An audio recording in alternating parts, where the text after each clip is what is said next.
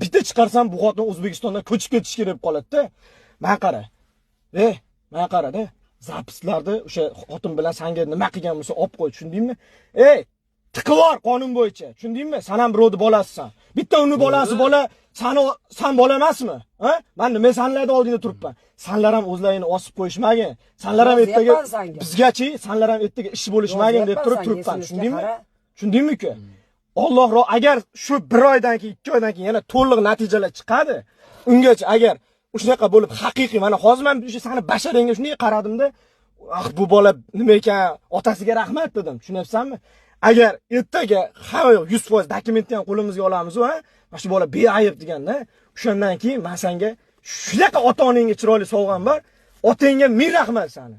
Tushundingmi? Bola, mana qara, boshini ushlab turgan bola. Sen hamchi birovni bolasisan, tushundingmi? Men uka, birovni bolasisan, o'zingni qo'lga ol. Mana qara, inson bolasini oldida atchot berma. Alloh taolo eshit, qo'lingni to'rtir.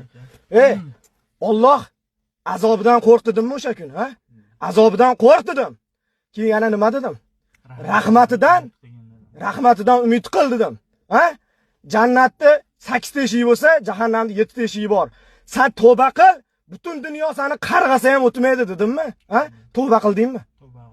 Tavba qildingmi? Namozni ham boshlabsan, to'g'rimi?